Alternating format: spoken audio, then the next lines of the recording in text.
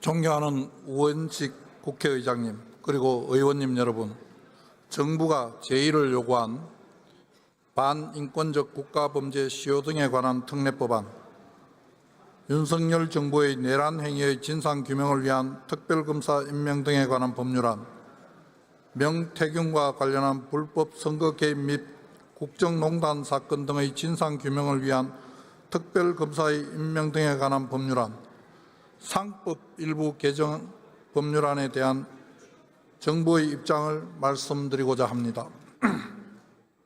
먼저 반인권적 국가범죄 시효 등에 관한 특례법안의 문제점을 말씀드리겠습니다.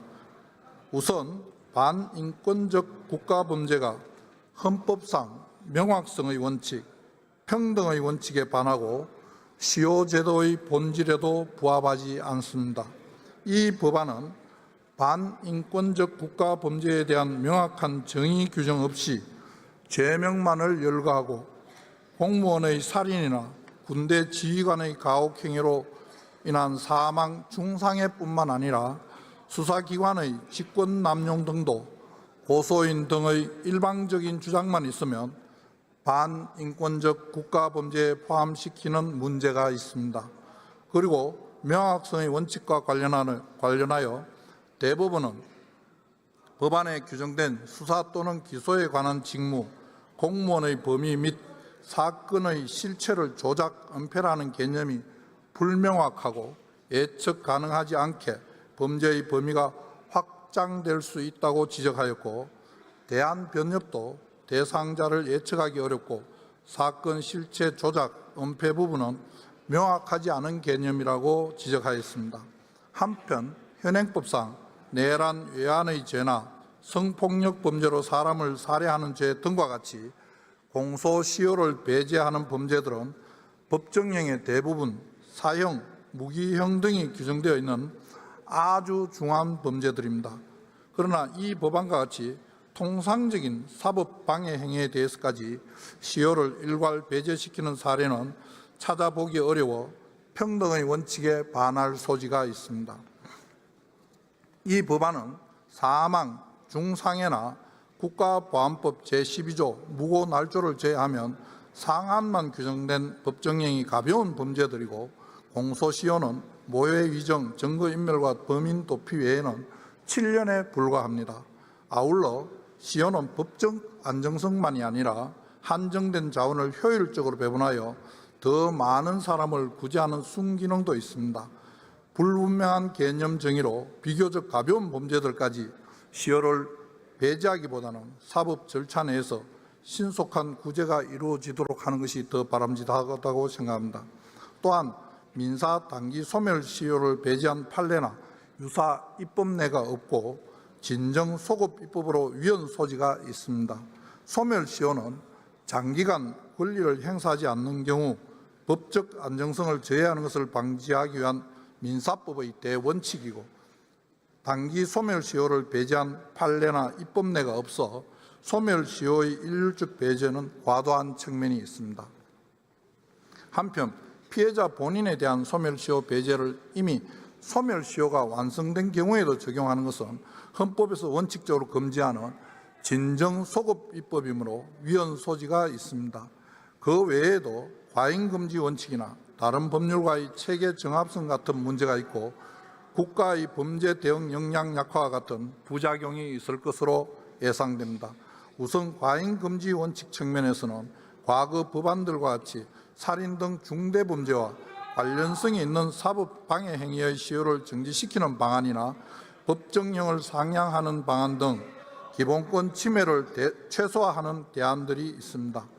또한 체계 정합성 측면에서는 기존 유사 법률의 헌정질서 파괴 행위, 집단 살해죄 등이 민사 소멸시효에 대한 특칙을 두지 않는 점과 상충되기도 합니다. 마지막으로 이 법안에 따라 수사를 하면 평생 불이익이라는 인식이 확산되면 수사부서 기피 현상이 심화되고 국가의 범죄 대응 역량이 약화되어 민생범죄 대응에도 공백이 발생할 것입니다. 이처럼 이 법안은 헌법 위반 등 법 체계적인 문제가 있고, 특히 성실하고 묵묵하게 직무를 수행하는 공무원들의 헌법상 기본권을 부당하게 침해할 소지가 있습니다. 또한 민생범죄 대응 공백 등의 부작용도 초래할 우려도 있습니다. 다음으로 윤석열 정부의 내란 행위의 진상규명을 위한 특별검사 임명 등에 관한 법률안의 문제점을 말씀드리겠습니다. 먼저 이 특검 법안은 특검 제도의 보충성 예외성 원칙에 반합니다. 이 특검 법안의 수사 대상에 대하여는 이미 검찰 및 군 검찰에서 현직 대통령 및 전현직 주요 공직자들 총 11명을 구속 기소하였고, 현재도 검찰, 경찰, 공수처, 군에서 충실히 수사를 계속하고 있으므로 현 시점에서 특검을 도입하는 것은 특검 제도의 보충성 예외성 원칙에 반합니다. 또한 이 특검 법안은 권력 분립의 원칙에 위배된다고 생각합니다. 이 특검 법안의 내용 중 국회의장의 후보자 추천 의례 규정과 임명 간주 규정은 실질적으로 대통령의 특검 임명권을 행해할 우려가 있어 권력 분립 원칙을 훼손한다고 판단됩니다. 또한 대법원장이 특검 추천권을 행사하게 되는 것은 사법부가 소추 과정과 재판에 모두 관여하게 되어 이 또한 권력 분립의 원칙이나 재판의 공정성 측면에서 불합리하다는 지적이 있습니다. 한편 이 특검 법안은 국가 안보 등에 회복하기 어려운 치명적인 결과를 초래할 우려가 있습니다. 이 특검 법안은 군사상 비밀 등 국가의 중대한 이익을 해하는 경우 등에 압수수색을 거부할 수 있도록 한 형사소송법 규정을 배제하여 군사상 비밀 등에 대해 제한 없이 압수수색을 할 수 있도록 규정하고 있는데, 압수수색 과정과 그 이후 수사 및 재판 과정에서의 비밀 유지 대책이 거의 없는 상황에서 군사상 비밀 등이 노출될 경우 국가 안보 등에 회복하기 어려운 치명적인 결과를 초래할 우려가 있고, 그 이외에도 종전 부결된 법안의 내용에 지적된 문제점들이 여전히 남아 있습니다. 이처럼 이 특검 법안은 보충성, 예외성 원칙에 반하고 특별검사 임명과 관련한 대통령의 권한을 침해하며 군사상 비밀 등에 대해 제한 없이 압수수색을 할 수 있도록 규정하여 국가 안보에 치명적인 결과를 초래할 수 있으므로 위헌의 소지가 있다고 생각합니다. 다음으로 명태균과 관련한 불법 선거 개입 및 국정농단 사건 등의 진상규명을 위한 특별검사의 임명 등에 관한 법률안의 문제점을 말씀드리겠습니다. 먼저 이 특검법안 역시 특검 제도의 보충성 예외성 원칙에 문제가 있다고 생각합니다. 이 특검법안의 수사 대상에 대해서도 검찰에서 핵심 피의자인 명태균과 김영선 전 국회의원을 구속 기소하였고, 정당의 당사와 공공기관 등을 압수수색하였고, 사건에 관련된 주요 정치인 다수에 대해 조사를 하는 등 계속하여 제기된 의혹 전반에 대해 수사를 진행하고 있는 상황입니다. 현 시점에서 특검을 도입하는 것은 특검 제도의 보충성, 예외성 원칙에 위배된다고 판단됩니다. 또한 이 특검 법안도 권력 분립의 원칙에 위배된다고 생각합니다. 이 특검 법안 역시 국회의장의 후보자 추천 의례 규정과 임명 간주 규정을 두고 있는데, 이는 권력 분립 원칙을 훼손할 것으로 판단되고, 대법원장의 특검 추천권 행사 부분 또한 권력 분립의 원칙이나 재판의 공정성 측면에서 불합리한 측면이 있다고 생각됩니다. 아울러 이 특검 법안은 과잉 수사 및 인권 침해 우려가 있습니다. 이 특검 법안의 수사 대상이 법률안에 규정된 관련 인지수사 규정과 결합하면 최근 실시된 모든 경산과 선거 및 중요 정책 관련 사건에 대한 수사가 가능하게 되기에 수사 대상이 불명확하고 방대하여 과잉 수사 및 인권 침해 우려 또한 있습니다. 한편 이 법률안은 특별검사에게 이미 진행 중인 사건의 공소유지 권한을 부여하여 특별검사 제도 취지에 맞지 않습니다. 이 법률안은 특별검사의 직무 범위에 이미 진행 중인 재판의 공소유지 권한을 포함시켰는데, 이는 특별검사가 검찰이 공소제기한 사건에 사후적으로 개입하는 것이 되어 보충적, 예외적으로 도입되는 특검 제도의 취지와 맞지 않습니다. 이처럼 이 특검법안은 보충성, 예외성 원칙에 반하고 특별검사 임명과 관련한 대통령의 권한을 침해하며 수사 대상이 불명확하고 방대하여 과잉 수사 및 인권 침해 우려가 있습니다. 특별검사의 직무 범위에 이미 진행 중인 재판의 공소유지 권한을 포함시키는 것은 보충적 예외적으로 도입되는 특별검사 제도의 취지와 맞지 않으므로 신중한 검토가 필요하다고 생각합니다. 마지막으로 상법 일부 개정 법률안의 문제점을 말씀드리겠습니다. 우선 이 법률안은 우리나라 법률의 근간을 이루는 민법 및 상법의 체계와 배치됩니다. 민법과 상법상 확립된 법리인 법인격 독립론에 따라 이사는 주주가 아닌 회사와의 유임관계하에서 회사를 위해서 수행하는 것으로 통설과 판례가 인정하고 있습니다. 그럼에도 이 법률안은 이사의 의무 상대방으로 직접적 위임관계가 없는 주주를 병렬적으로 규정하고 있는데 이는 우리 민법의 법인제도 및 상법의 회사제도와 근본적으로 맞지 않습니다.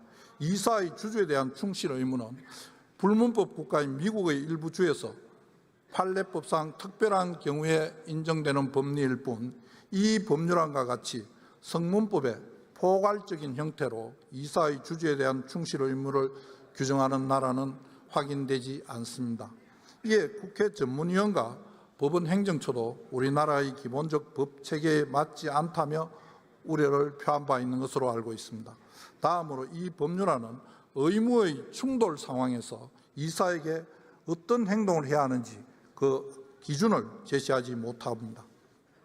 이 법률안은 개별 주주에 대한 충실 의무를 규정하고 있으나 주주마다 이해관계가 모두 상이하므로 이사의 각 개별 주주에 대한 의무는 서로 충돌할 수밖에 없습니다. 하지만 이 법률안은 개별 주주의 서로 다른 이해관계를 어떻게 조화할 것인지 판단 기준을 제시하지 않습니다. 그 결과 수범자인 이사는 민형사상 책임 가능성 때문에 경영상 의사결정을 하기가 어렵게 되고 기업의 성장 동력은 훼손되게 될 것이며 장기적으로는 주주 가치 하락으로 이어질 것입니다. 또한 배임죄 적용 범위가 과도하게 확대될 우려가 있습니다. 현행법상 개별 주주에 대한 배임죄는 성립하지 않는 것으로 해석합니다. 그런데 개정안은 이사의 주주에 대한 신임관계를 규정하는 것으로 해석될 수 있고 이 경우 개별 주주에 대한 배임죄까지 성립하여 처벌 범위가 확대될 우려가 있습니다. 주가 하락 등을 계기로 일부 주주들이 고소와 고발을 남발하고 경영진을 압박하는 경우 지금까지와는 다른 차원의 혼란이 유발될 것입니다. 배임죄는 기술 유출, 공공비리 등 회사법 외의 영역에서도 폭넓게 적용되고 있어 폐지 시 형사처벌에 공백이 발생할 수도 있습니다. 그러므로 배임죄의 폐지가 대안이 될 수도 없다고 생각합니다. 아울러 이 법률안은 입법 취지와 달리 주주 보호에 역행하는 방식으로 해석될 소지도 있습니다. 개정안의 취지는 이사가 지배주주 이익만 추구하는 결정을 할 때 일반 주주가 손해배상을 청구할 수 있게 하는 것입니다. 그러나 주주 모두를 만족시킬 수 있는 그런 상황이 아닌 의무의 충돌이 발생되는 상황에서 이사는 다수결의 남용이 아닌 이상 지배주주를 포함한 다수의 이익에 충실한 판단을 할 수밖에 없습니다. 입법 목적과는 반대로 이 법률안에 따르면 지배주주를 위해 의사결정을 한 이사가 면책될 가능성이 더 높아집니다. 그 이외에도 개정안은 여러 위헌 소지가 있습니다. 이사에게 금지되는 행위가 무엇인지 어떻게 하면 면책이 되는지 예견할 수 없어 명확성의 원칙에 반할 소지가 있습니다. 그리고 법률로 국민의 권리를 제한하거나 의무를 부여하는 경우 과잉 금지의 원칙을 준수하여야 합니다.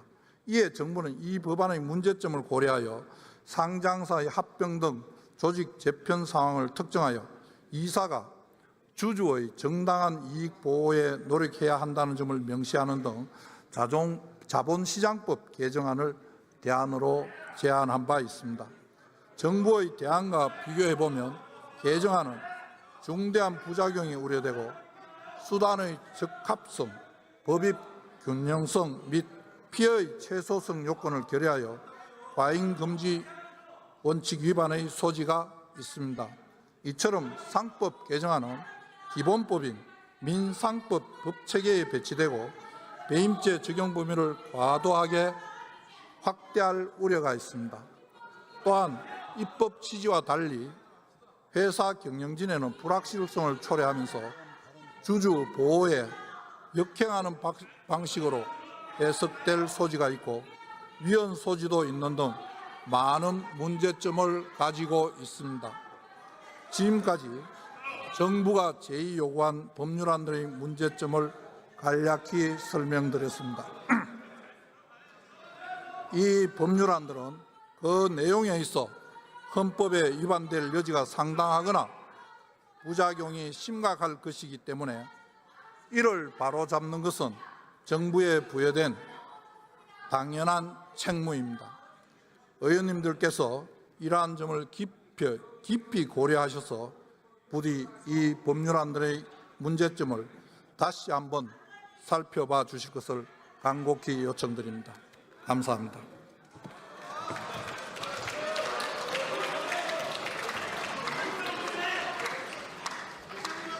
네, 지금 방청석에 창원의 김종영